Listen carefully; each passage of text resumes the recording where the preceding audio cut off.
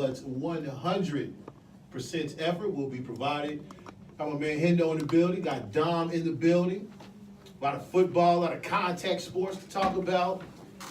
Some melancholy news. I did not see my man Mike Gundy last week, the Gundy God, at the Big 12 -2 media day. You know, business decision You like my former team member at State Farm. was made. So yeah, man, no Gundy God, but football moves on. ESPN is trotting out their power rankings. I think the fans of our particular schools will be satisfied. And at least I don't think there's anything to complain about. Speaking of Big 10 +4. Oh, yeah, that was terrible. We'll get to that in the next segment. I may touch on it. But first, let's get to the basketball business of the week. The much ballyhooed Kawhi Leonard trade has commiserated. It is Kawhi Leonard and Danny Green to the Toronto Raptors. Back goes Jakob Poeltl and DeMar DeRozan, and a draft pick that may turn into 2 draft picks. It's a protected 1 through 20 that, if it does not hit, will turn into 2 number 2s in the year 2020. But we're not here for draft picks in the year 2020. We are here to talk about Kawhi Leonard and DeMar DeRozan. Okay, let me start with DeMar DeRozan, okay? You've been in the league for 10 years almost, and you are just now learning that this is a business? Now, you have let your frustrations and your feelings be known on social media.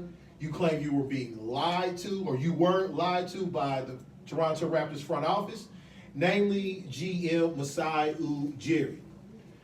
Masai Ujiri came out and said that we had a miscommunication. I mean, it sounds like he lied. And okay, my focus on DeMar DeRozan is, why did you believe him? Especially when trades, player transactions happen all the time. Now I understand that you gave your heart to the city of Toronto. You know, you were loyal to the soil, as Lou Williams said. But everybody tries to make upgrades in their life all the time. I'm sure the 3 gentlemen in this studio, the 2 people in the other studio, are always trying to find ways to upgrade their life all the time. And I think Masai Ujiri at the press conference said it succinctly. When you get a chance to trade for a top 5 player, you do it. Now, I can't think of anybody in this room who considers DeMar DeRozan a top 10 player. Hendo? No. Don? No. Okay, so he made a decision. Now, DeMar DeRozan, you have 2 years left on your contract. You maybe play out the Spurs situation and then, test the waters from there. But look, man, players threaten to make business decisions all the time. We have to understand that these things work both ways, okay? We talked about this last week with the Isaiah Thomas situation, okay? So I understand why DeMar DeRozan feels a certain way, but you got to let that go, man, okay? If it was a lie or if it was a miscommunication, it is up to you as to how you should handle that information. Now, we'll get Chris's thoughts on the record, because he says this is a great move for DeRozan. I agree that this is a great move for DeRozan. You upgrade a franchise, you upgraded coach. Maybe you even up as far as talent goes, but I think you go to a situation which could drastically improve your game. Chris, your thoughts on the trade as a total? I like the trade. I think both parties upgraded. It's just that I think from a standpoint of just the future, it's a little shaky for Toronto. Now, with Paul George doing what he did this year, staying in Oklahoma City, it may give some optimism that he may stay in Toronto, even though the reports have been said that he wants to be in LA, obviously. They just need to win. I think if you can produce a winning situation, maybe an Eastern Conference Finals deep run, or maybe like a championship run where you get to the finals, I think you can probably keep him. One interesting thing we need to take from this is that the coach there now is his former assistant coach, Coach Bud, if I'm not mistaken, right? No, who coach you? Toronto. Coach Bud, right? No. Toronto has Nick Nurse. Nick Nurse. Okay, yeah, so he had some high praise for Kawhi, and I like the situation for them. DeRozan, I like it more for the Spurs, because you got rid of the situation that you knew wasn't going to last. You got a player that can commit. One thing about him, he does commit to situations, obviously. he's not a top 10 guy, but he's definitely a top 15 guy. He has some superior mid-range skill that's pretty much a lost art in the NBA, I think.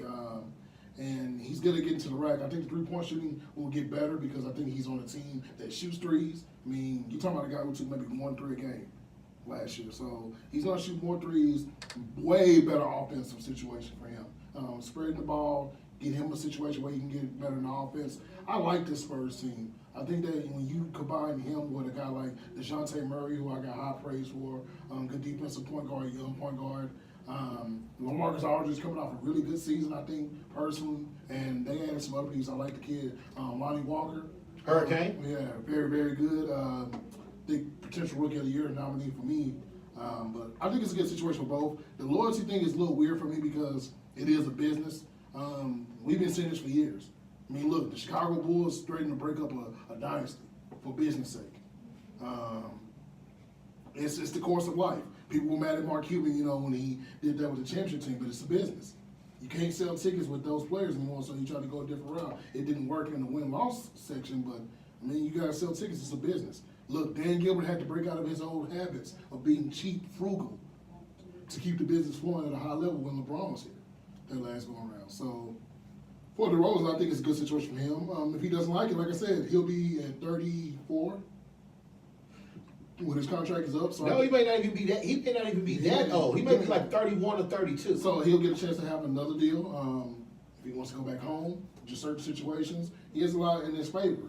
And I think he's getting to a coach that he's had familiarity with. Obviously, he was on the USA team when Popovich was coaching those teams.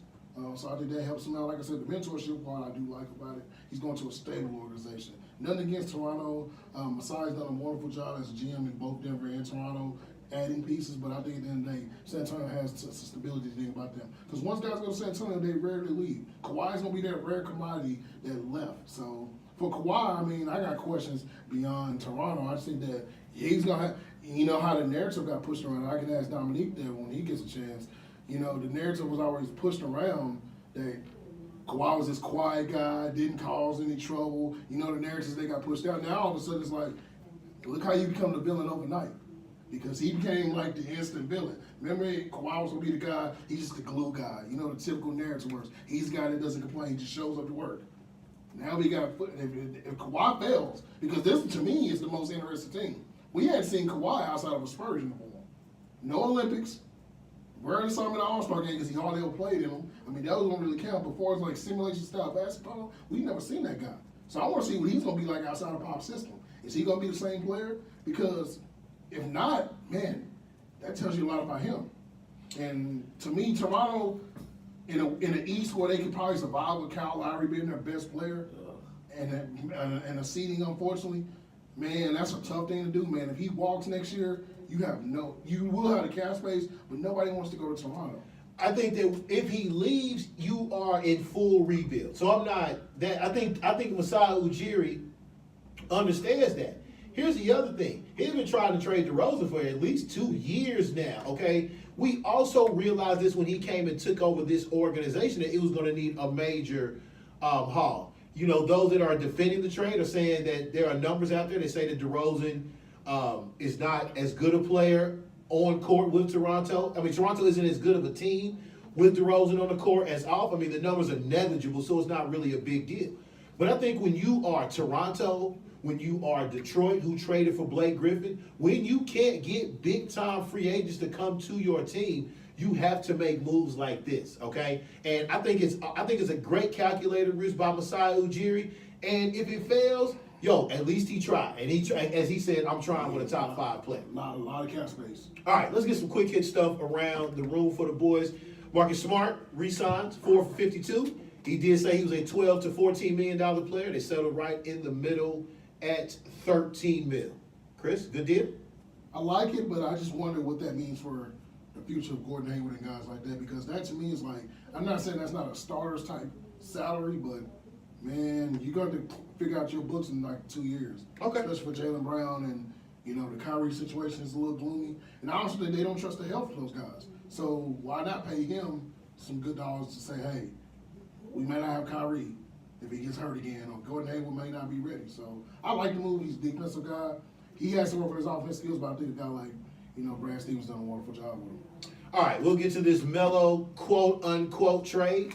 He has a team, just to add to his basketball reference for factual purposes.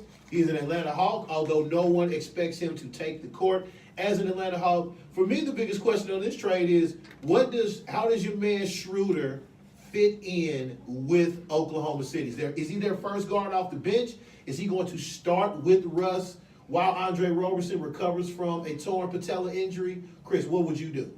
Man, I want to say I like the trade, but it's just that I don't trust the coach. Because to me, you can throw all this talent together, what are they going to do to run plays? Dennis Schroeder's a guy who can't play without the ball. Russ can't play without the ball. Paul George seemingly learned how to play without the ball because he had no choice. I don't know what this does for that team. It's like, okay, they relatively got slightly better now, I will say, because they had a shooter. I mean, that's obviously an upgrade on what you had. So I give them that, but I don't know what this team can do, because at the end of the day, the biggest question mark for me is not the talent. It's the coach. I mean, you got a good top 10 center. You got a good wing player that's a top 15 guy in Paul George. You got a potentially top 5 player in Russell Westbrook. You got a good set of role players to play along with those guys. And all that's left is Billy Donovan. So, I mean, think about it. I don't disagree. Like, what do you do? Because, to me, it's like, what are we doing here? Because, he can't coach those kind of guys. You're adding another guy that seemingly needs the ball, and now he's coming out with the comments saying he likes to start. I mean, if he was just going to Atlanta, what's going to happen when Russ gets down court? I mean, where is he going to play? Are they going to see? To me, is he going to do what Reggie Jackson was supposed to do? I think so, but like Reggie Jackson, he's not going to accept a secondary role. I mean, he tried to flex as the leader of the trashy Hawks, okay? And it's like, nah, bro, they didn't trust him for situations on and off the court. And I'm looking at him, he's just a stat guy. I mean, he's going to give you 17, 18 a game, but it sounds so empty. And you are 100% correct about the Reggie Jackson thing. He's just going to pout his way out. So I think they flip him, the moment that they can. All right, Chris, your boy, Michael Porter Jr., another back surgery. You sounded the alarms on this early. I don't think the Nuggets regret taking him at 14, because they've got some good depth. They've got good talent. So if he wants to sit and waste a year, I think he's good with that. But we can't be messing around with these back surgeries, man. I mean, we know players on all of our respective teams who got done in by a bad back, okay? We know famous players that have gotten done in by a bad back, and they were old. So if you're talking about a young dude's back, he had back surgery his freshman year in Missouri. He just had another one last week. He's also a tall, and I think that the height, I said that purposely, a tall. I think that his height also plays into this as well. Now, we're playing armchair doctor here. We just went to WebMD and looked up some stuff. But I think this is now an issue. This is now an issue because the other part was the rumors during the draft to where that he had a hip problem. Yeah. And we know, for those that have had back muscle issues or just back issues, you turn those into compensation injuries by either walking funny or laying a way that you're not, used to laying. I mean, see how he was walking at the draft, though? When they called his name on stage, he was kind of, He was kind of gingerly in. Yeah. And it's probably because his hip hurt, because his back hurts. Now, luckily, he's in Colorado, okay? He can find some of the finest of medicines. He got a surgery down here. But he's going to recuperate in Colorado. Yeah, he's going to recuperate in Colorado. Okay, so Chris, you sounded the alarm on this. Should the Nuggets sit Michael Porter out for his entire rookie year? Oh yeah, I think so. Similar to Ben Simmons' situation, just wait it out. I mean, look, like you said, this team has great talent on the wings. I mean, they got Gary Harris, guys of that nature that they can work into that team. I guess we're at 14. That's okay. I think it was 14 that got him. Mm-hmm. I guess that's okay that they got him at 14. I just, like I was trying to explain to Mavs fans, if you went back and drafted, because they were like, man, Michael Porter Jr., there's no way I would take Michael Porter Jr. at 5. No. I don't care how great he was in high school or what's to be expected. Even if he turned out to be the best player in this draft, I don't think there's no way you take that guy at 15 or 14. Denver could do it because Denver has a borderline playoff team. Like Denver's a situation right now where if he's not playing, I don't think it changed their team outlook. Like now for the Mavericks, that would be a definite blow because the Mavericks needed somebody to play first game in the season, 1 through 82. So it was a risk. I think he has a chance to be really good, but your height concern is definitely big on him, and I think also. I would say his weight because he's pretty big for that 6'10". Yes. He's like 230, 240. Yeah, he's a pretty big kid. So I'm a little concerned with that. His athleticism, but he's an amazing shooter. He has similar qualities to Jason Tatum as far as the shooting and the way he plays. But yeah, man, that's a tough one, man, because the bad thing, see, like I tell everybody, it's one thing to say knee. I'm not scared of knees anymore because these guys come back 3 months after ACL injuries. Achilles is a little concerning when it's a taller, bigger guy, even to the shorter guys. Achilles is concerning. But back, I mean, like TJ Ford had a bad back and neck problem. I mean, Tony Romo, we saw what it did to his career. Couldn't even move anymore. So Teammate couldn't even get out the damn garage. Right. You know. Yeah. T-Mac, Dwight Howard, Yeah. Joe Montana. I Larry mean, there's Bird. Larry Bird. Yeah. everybody had to lay down on the Steve, floor to play. Steve Nash's career was ended when he tried to pick up some luggage. And it was scary about this. The same surgery he's having, if I'm not mistaken, and sorry for being an armchair doctor, the same procedures that Steve Kerr is going through right now. So imagine that. Okay, say no more. All right, Tobias Harris turned down 4 years for $80 million from the Clippers. He's going to play the whole gamble on himself and play this year out, become an unrestricted free agent at age 27. I like it. If he reports back, if he stays with the Clippers, he can get up to 4 years and $180.5 million. If he hits the market, the max deal for him is 4 and 144. I love it. He shot 41% from three last year. Career high. Was it a career high 18 points? Mm-hmm. Career high 18 points. Still only 26. The thing that me and Mookie was had our eyebrows raised pre-show was this is his fourth team. Buck, Orlando Magic, Clipper, and a Piston. I think he's going to be pretty good. I don't know if he's $30 million a year good, but that's what the market is. Chris, your thoughts on Tobias Harris? I think we're all in agreement that he is ready, is making a good decision to gamble on himself. But do you have free agent dollars available for Tobias Harris if he's on the open market? I next think year? so. I've never heard any stories outside of when he was in Milwaukee. Him and Scott Brooks got into it. But there was a lot of players on that team that got into it with Scott Brooks. Scott Skiles, yeah. That's Scott Brooks, Scott Skiles, yeah. But other than that, I just think that I like the move because he's in that same level tier with Harrison Barnes, those kind of guys. Okay. Now, they're not like max. Okay, I don't like the word not being a max out because it's a market. And they get paid for that market availability. So I think that he should get the money. I think that for a team like Dallas, you know, teams that are like that, next year being fringe playoff teams, if you're looking at getting a guy to come in to give you 18, 19 points, 20 points a game, he'd be good. I think especially in this league where 6'8", 6'9" guys are becoming 7-footers for like those teams that are running those mini depth lineups, he'll be perfect for those kind of teams. I think like Milwaukee could use a guy like him after losing Jabari. You know what I mean? And they had him at one point in time, Yeah. which I found very interesting as well. Let's coincide this with our last portion. Jimmy Butler turns down 4 years, $110 from the Minnesota Timberwolves. He was like, ain't no way in hell y'all paying me less than Andrew Wiggins. Now, I have questions about Jimmy Butler in terms of the what's so great about him, but he's better than Andrew Wiggins right now. And you can reasonably argue that he was the reason that the Timberwolves got to the playoffs. Now, he's also the reason they got swept. They was at a sweep. It was a gentleman's sweep, right? It's 4-1, the gentleman's sweep. The fact that he broke down at the end of the season, but he wants to go back to his boy is ridiculous. He needed an oil change in the knees. Yeah. Who was smarter? Who was smarter to turn down the extension, Jimmy Butler or Tobias Harris? I'm gonna say Tobias because of age. Okay. Jimmy is a little bit older and also has some miles on the vehicle, as you said. And like I told you guys once before, and I'm gonna say it again, when you play for Coach Tibbs, the car is gonna be used a lot. But the thing on Jimmy Butler is he was telling Poppy's man Hoiberg, yo, you not coaching us hard enough. And yet you go from one extreme of Hoiberg to the most extreme in Tibbs and was like, yo, I'm good with this. I can't see if I'm a player why I want to go and play for the Timberwolves. As long as Tibbs is both buying the groceries and cooking the dinner. And my thing is this: there's this floating rumor around between him and Kyrie Irving, who are really good buddies. They want to play together. I saw that too. And like, if I'm a GM, I'm signing both of y'all. I can't trust none of y'all help. Imagine that circus. Which knees are you pick? Who has the healthier knees? I would say Jimmy Butler because Kyrie is due. That ain't saying a lot. That's what I'm saying. That good either. That's a bear. And not only that, if you're New York, you're already dealing with Chris after this.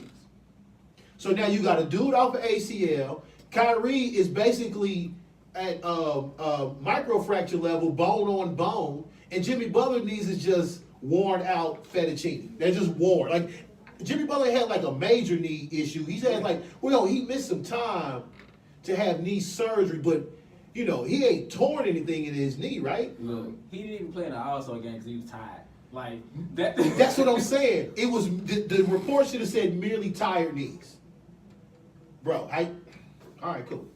Let's take a break. Thibodeau gets a new car. He doesn't want to start driving it.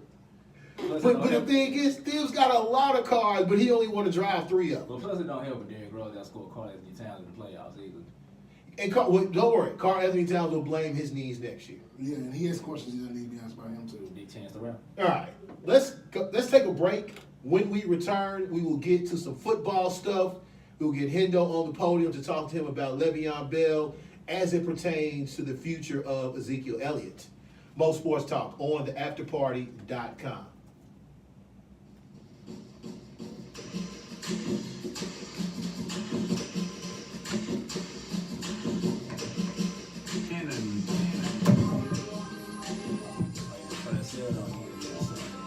All right. You use my own.